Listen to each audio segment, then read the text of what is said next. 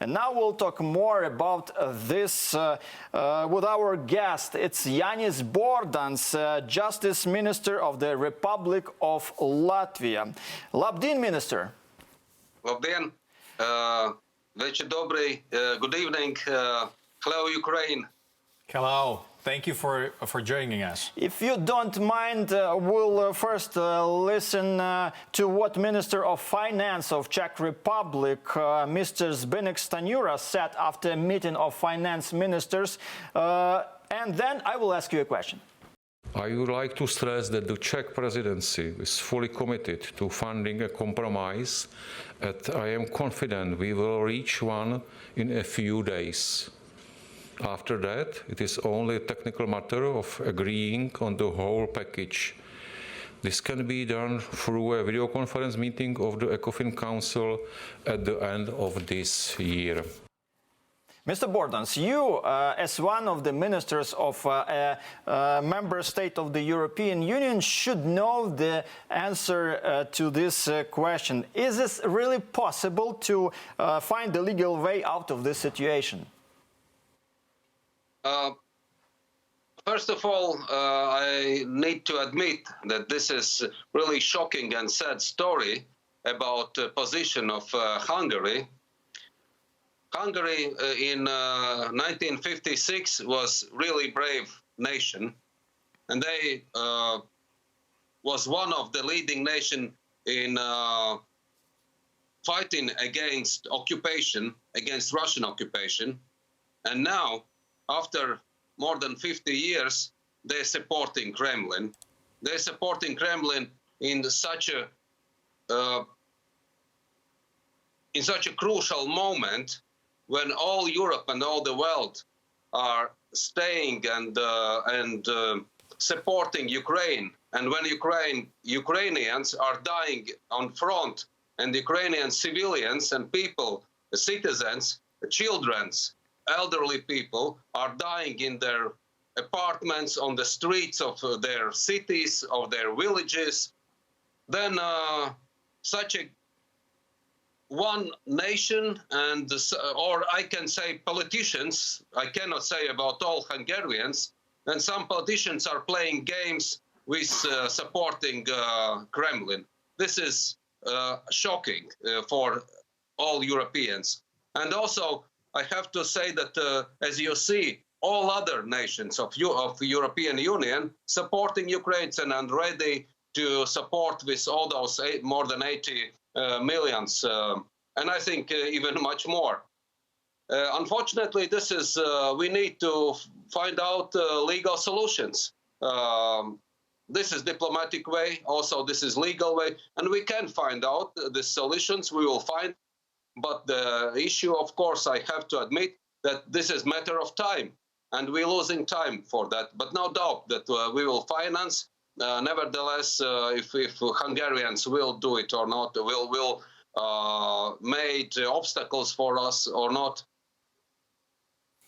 Yeah, and by the way, talking about the possible way out, it's often said that in the EU, the changes in the voting procedures are desperately needed. So that important decision, such as this one, should be made not unanimously, but by a majority vote. Are they working on such changes in Brussels? Yeah. Firstly, of course, this question should be addressed to ministers of foreign affairs. More than Minister of Justice, but talking about my colleagues, as I know, yes, they are working, but rather my position is would be option that faster options to decide on other ways rather than change voting procedure in European Union, because again there will be necessary anonymously voting. Discussions and so on. I know this is annoying to hear for Ukrainians, how long time we can just discuss, but yes, this is because of our procedures, where we are very careful about procedures in European Union. We are trying to be very democratic, and it's not always working during the war situation. But I am absolutely sure that as soon as possible it will be possible. So we will solve it. Aren't you too careful about the procedures?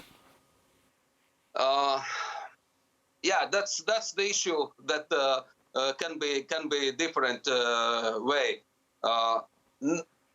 Indeed, nobody thought that this war is possible in territory of Europe, and we have to admit that we are not prepared, not been prepared for that situation, and also we will not be prepared that the one nation which will make those obstacles will be a nation which was formerly, in fact, occupied by Russians.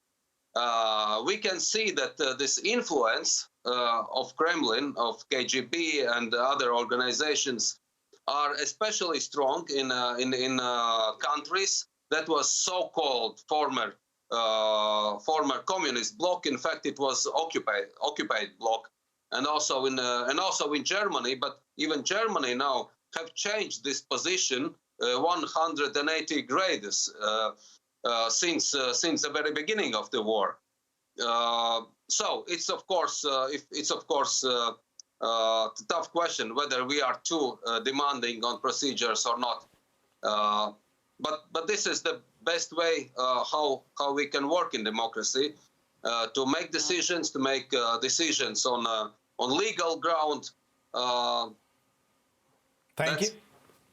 Yeah, but thank you for your support anyway and for the help of the whole Europe.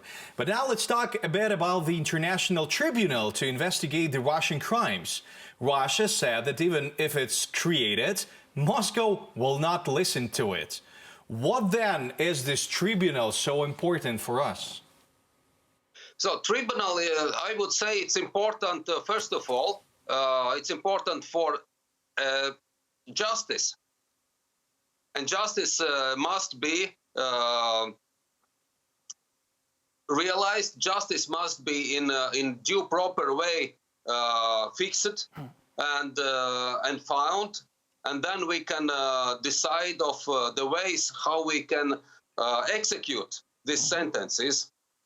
This, by the way, was one of our discussion topics with Mr. Denis Malyuska, your Minister of Justice, is in Riga during Riga's Justice Leader Forum in July, and also we discussed with Mr. Malyuska in Hague and in Prague during the presidency meetings.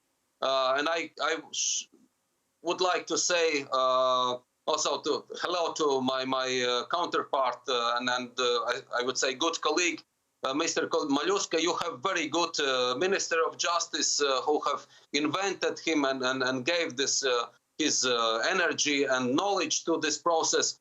But to answer directly to your questions, I could once more repeat. There is, before we can execute, before we can sentence somebody in prison or in some other way to punish, we have to have judgment on our table. We have to, in proper procedure, we have to admit what is the crimes. We have to find the right judgment, and then we can decide how we can execute it. And I believe that this will one day we will find out this possibility. Of course, also it will mostly